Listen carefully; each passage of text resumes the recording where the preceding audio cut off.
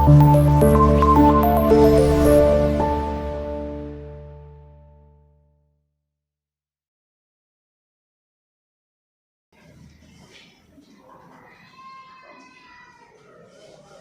पहचान बता ही दिया था, क्या होता है इसका पहचान, कि जिस वाक्य के द्वारा भूतकाल में, ठीक है ना, किसी कार्य का एक निर्दिष्ट समय के साथ आरंभ होकर के जारी होना व्यक्त होता है, उसे हम पास्ट परफेक्ट कंटीन्यूअस टेंस कहते हैं। दूसरी पहचान की इनका जो हिंदी वाक्य होता है उसके अंत में रहा था, रही थी, रहे थे आदि शब्द आते हैं और काम शुरू होने का एक समय दिया गया होता है, ठीक है ना। उसका अफर्मेटिव पढ़ चुके हो, नेगेटिव का रूल होता है उसका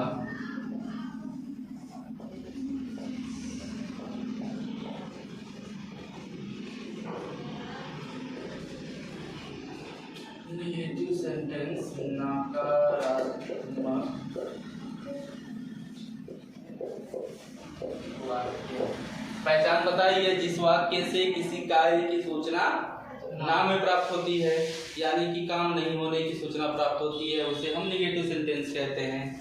तो पास्ट परफेक्ट कंटीन्यूअस में रूल कैसा होगा कि सबसे पहले हमको लिखना होगा सब्जेक्ट, ठीक है। सब्जेक्ट लिखने के बाद से लिखना है तुमको हैड, फिर उसके बाद से लगा देना है नॉट, नॉट के बाद से बिन, उसके बाद से वर्ब की फर्स्ट फॉर्म में आईएनजी जोड़ देना है। इसको ना वर्ब की चौथी फॉर्म भी कहते हैं, ठीक है ना। जैसे 3 फॉर्म होता है ना वर्ब का, फर्स्ट सेकंड थर्ड, ये जो आईएनजी वाला फॉर्म होता है ये चौथा फॉर्म होता है।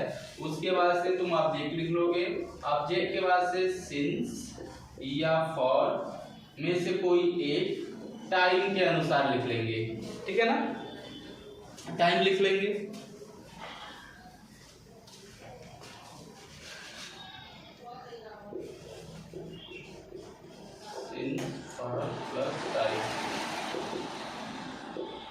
ठीक, मैं बताया था सिंस का प्रयोग कहाँ करते हैं, फार का प्रयोग क्या हम करते हैं। तो सिंस जो होता है वो निश्चित समय के लिए होता है और फार जो होता है अनिश्चित समय के लिए होता है, यानी कि सिंस नेम ऑफ टाइम, समय का नाम दिया गया होगा तो वह निश्चित होता है। जैसे सोमवार से, रविवार से, जनवरी से, फरवरी से, 2005 से, 2010 से, यस्टरडे से, टुमारो से, ये सभी समय के नाम है ना। उसके बाद से सुबह से, दोपहर से, ये सब समय के नाम हैं। तो नेम ऑफ टाइम निश्चित होता है तो उसके साथ सिंस लगाएंगे। और नंबर ऑफ टाइम जो होता है ना, जो समय की संख्या दी गई, जैसे 2 दिन, 2 मिनट, 4 दिन, 4 महीना, 4 सप्ताह, 4 साल, ये क्या होते हैं, अनिश्चित होते हैं, इनके साथ हमको फॉर लगाना होता है।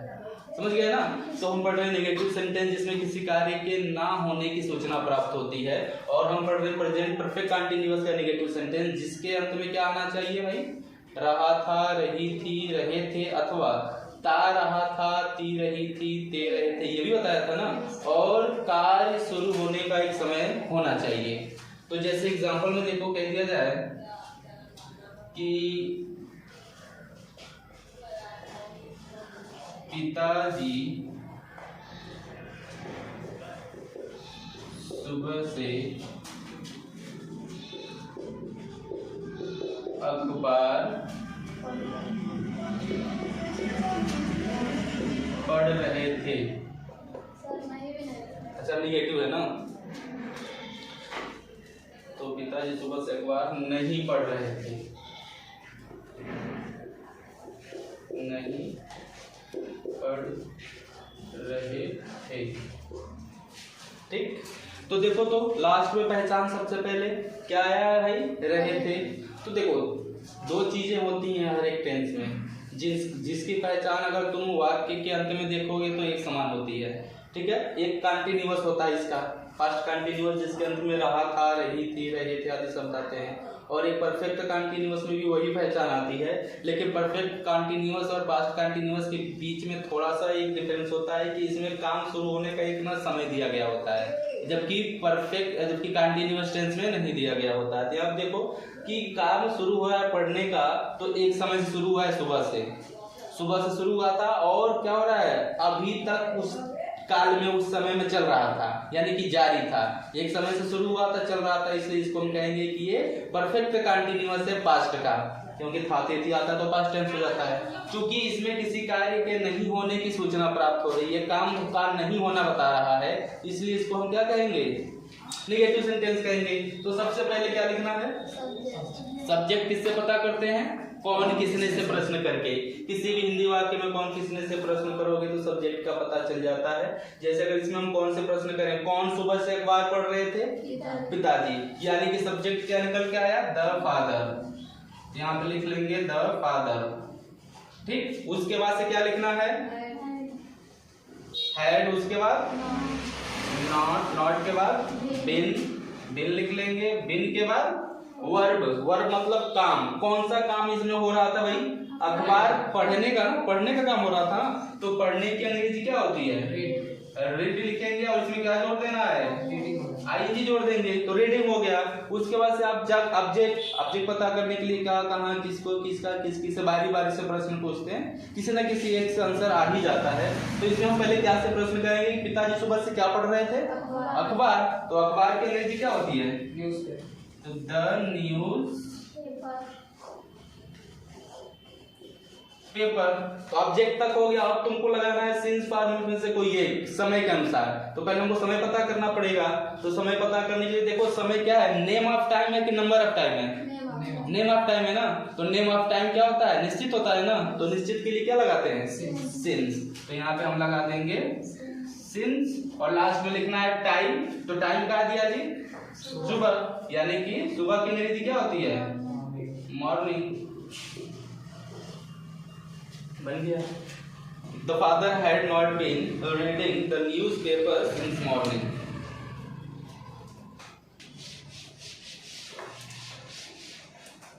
अब एक तुम लोग बनाओ इसी रोल पे।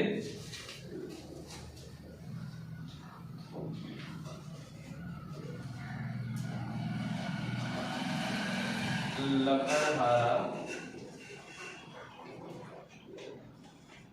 दो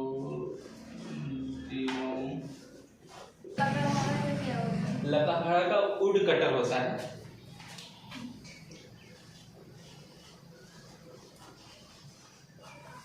वुड कटर काटने का ना, कट होगा यहाँ पे, कट CUT, उस पे आईजी जोड़ोगे ना। अच्छा बेचना है तो बेचने का शेयर होगा। लकड़ियां का क्या होगा, वुड होगा। वुड से मत लिखना क्योंकि एक वचन बहुवचन एक ही होता है।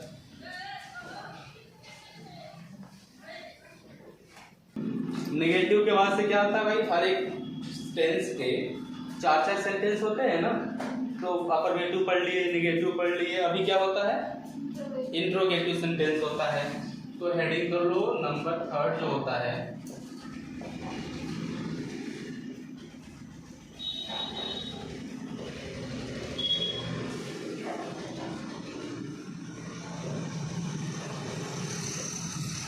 Interrogative sentence.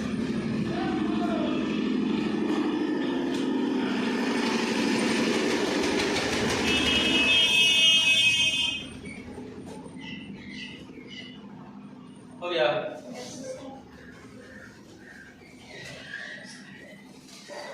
तो इंट्रोगेटिव की पहचान क्या होती है, बताया था कि जिस वाक्य से प्रश्न पूछा जाता है उसे हम इंट्रोगेटिव सेंटेंस कहते हैं, ठीक है ना।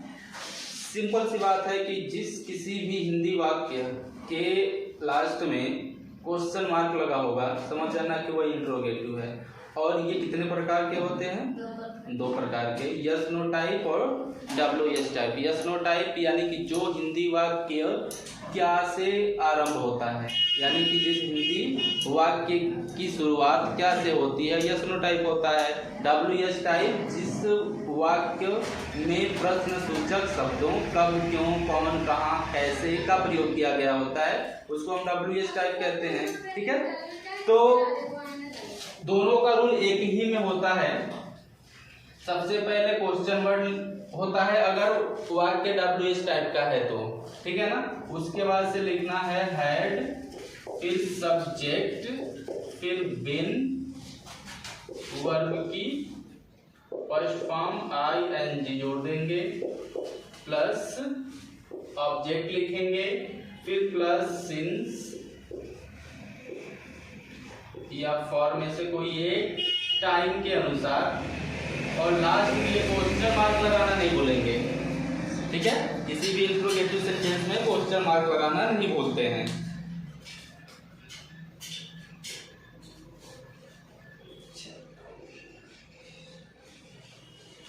जैसे एक वाक्य अगर मैं कह दूं, देखो कि क्या तुम कल से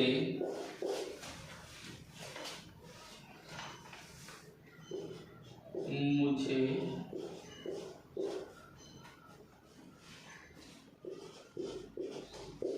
पुकार रहे थे, ठीक है। क्या तुम मुझे कल से पुकार रहे थे, तो देखो लास्ट में रहे थे आया है ना, कंटिन्यूअस हुआ, और काम शुरू हुआ है एक समय से, कल से, यानी कि इसमें काम शुरू होने का समय भी दिया है, इसलिए ये परफेक्ट कंटिन्यूअस हुआ। क्योंकि था थे कि आया है तो पास्ट का परफेक्ट कंटिन्यूअस हुआ, और ये प्रश्न पूछ रहा है तो इंट्रोगेटिव हुआ। और इंट्रोगेटिव में दो प्रकार के होते हैं, तो क्या से शुरू हुआ है इसलिए यस नो टाइप हुआ, यानी कि जिसका उत्तर हाँ ना में दे सकते हैं उसको यस नो टाइप कहते हैं। क्या तुम मुझे कल से पुकार रहे थे, तो इसका उत्तर तुम आंसर यस नो में दे सकते हो ना, हाँ ना में दिया जा सकता है, तो यस नो टाइप है। तो किसी भी टेंस का यस नो टाइप का जो सेंटेंस होता है ना, हमेशा उस रूल के हेल्पिंग वर्ब से बनता है, हेल्पिंग वर्ब से उसकी शुरुआत होती है। तो सबसे पहले हम लिखेंगे हैड, तो हम लिख लेंगे हैड, और फिर लिखना है सब्जेक्ट, कौन किसने से पता करते हैं कि कौन मुझे कल से पुकार रहा था, तो तुम की इंग्लिश यू, तो यहाँ पे लिख लेंगे यू। उसके बाद से क्या लिखना है भाई, बिन, बिन के बाद से वर्ब, कार्य, कौन सा कार्य कर रहे थे, पुकारने का, पुकारने की अंग्रेजी कॉल होता है, इसमें क्या जोड़ देना है, आईएनजी जोड़ देंगे, कॉलिंग। फिर उसके बाद से ऑब्जेक्ट, क्या, कहाँ, किसको, किसका, किस किस से प्रश्न कर रहे थे, किसको पुकार रहे थे, मुझे, तो मुझे की इंग्लिश आई। ऑब्जेक्ट की जगह पे मेरे, मुझे, मुझको, मैंने, सबकी अंग्रेजी ना मी होती है। सब्जेक्ट के जगह पर अगर आएगा तब आई होता है, तो यहाँ पे मी लिखेंगे। उसके बाद से सिंस फॉर टाइम के अनुसार, तो टाइम पता कर ले, टाइम क्या दिया है, कल का, तो कल की अंग्रेजी क्या होती है, बीता हुआ कल होता है ना इसमें, तो भूतकाल में हमेशा बीता हुआ ही कल आएगा। तो यस्टरडे, यस्टरडे क्या है, नेम ऑफ टाइम है कि नंबर ऑफ टाइम है, नेम ऑफ टाइम है, तो नेम ऑफ टाइम के साथ क्या लगाओगे, सिंस लगाओगे, तो यानी कि यहाँ हम लिख लेंगे सिंस, और लास्ट में टाइम लिख लेना, टाइम है कल, बीता हुआ कल का अंग्रेजी होता है यस्टरडे, और लास्ट में क्वेश्चन मार्क लगाना मत भूलना, बना लिख लो। चलो तुम लोग बनाओ तो, ठीक है, तुम लोग बनाओ WH टाइप का। जैसे कह दिया जाए कि राम लाल 2 दिनों से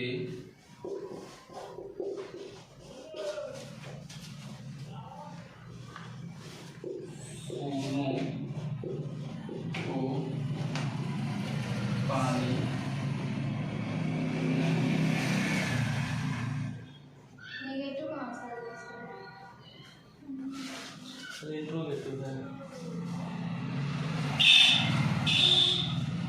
फूलों को पानी क्यों दे रहा था, क्वेश्चन मार्क, ठीक है। इसको बनाओ, ये WH टाइप का है क्योंकि ये क्या से शुरू हुआ है, इसका उत्तर हाँ ना में दे सकते हो, क्या से नहीं शुरू हुआ है, ये किसी ना किसी प्रश्न सूचक शब्द से बना हुआ क्यों से, तो इसको WH टाइप कहते हैं। इसका उत्तर हवाना में नहीं दिया जा सकता है, इसलिए इसका ट्रांसलेशन क्वेश्चन क्वेश्चन वर्ड से किया जाता है। तो सबसे पहले क्वेश्चन वर्ड लिखो, फिर हेड लिखो, फिर सब्जेक्ट, फिर बिन, ऐसे लिख के बनाओ इसको। क्या बनाए हो, Why had Ramlal been watering the flowers for 2 days? सबसे पहले क्वेश्चन वर्ड लिखेंगे, क्वेश्चन वर्ड की, इसमें क्वेश्चन वर्ड है क्यों, क्योंकि इंग्लिश होती है वाई हैड, सब्जेक्ट है रामलाल, उसके बाद से बिन, वर्ब की फर्स्ट फॉर्म काम है पानी देना, पानी देने की अंग्रेजी वाटर में आई जोड़ देंगे, वाटरिंग। उसके बाद से ऑब्जेक्ट, किसको पानी नहीं दे रहा है, फूलों को ना, द फ्लावर्स, उसके बाद समय देख लेंगे। समय क्या है, नंबर ऑफ टाइम है कि नेम ऑफ टाइम है? नंबर ऑफ टाइम है, तो पर लिखेंगे, फिर लास्ट में टाइम है 2 दिन यानी कि 2 days क्वेश्चन मार्क, यानी कि why had Ramlal been watering the flowers for 2 days। ठीक है।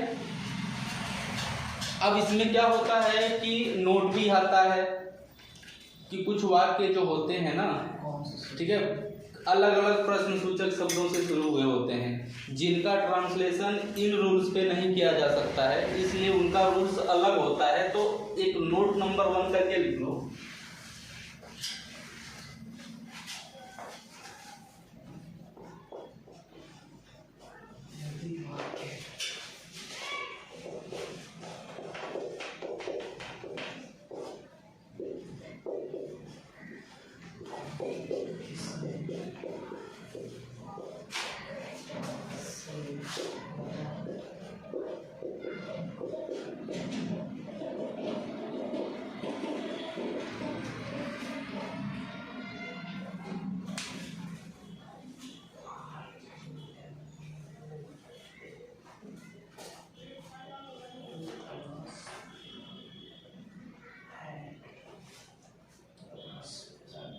ठीक है।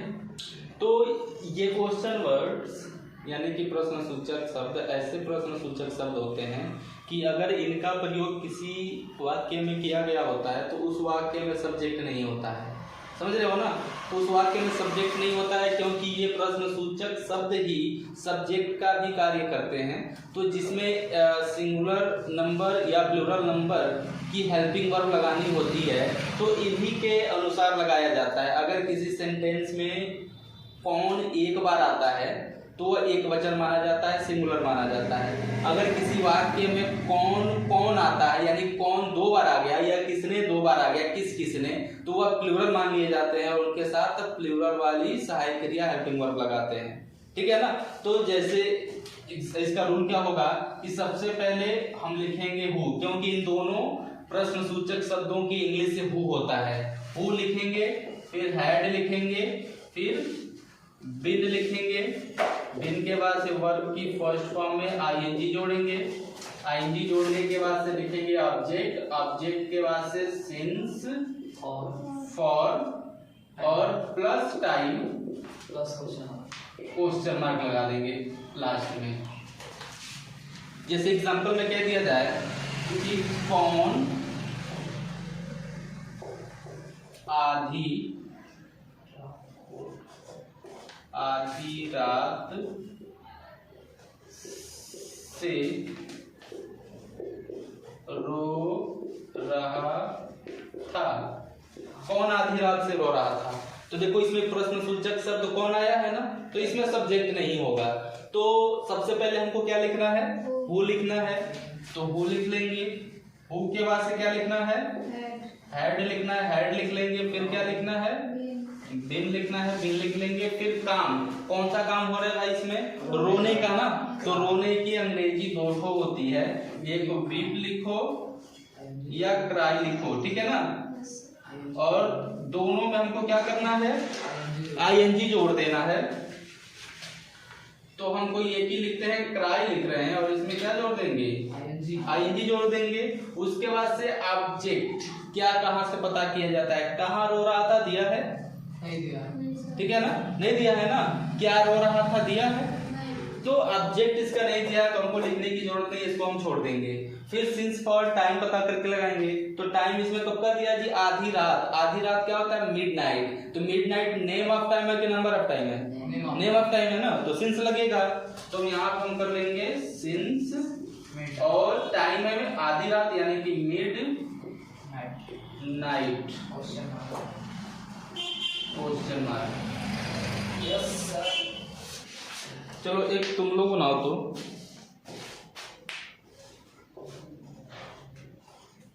कौन कौन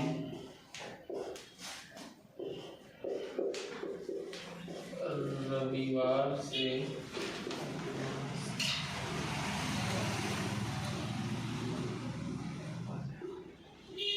इसमें क्या देखो कौन कौन 2 बार आया है, इसलिए प्लूरल माना जाएगा।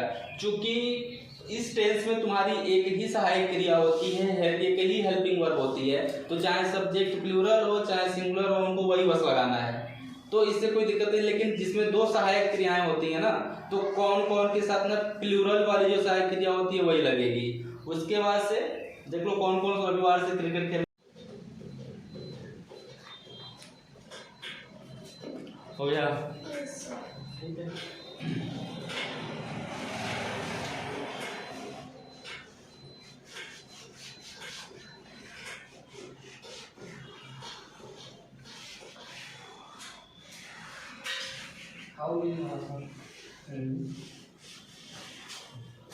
आज के लिए बस इतना ही।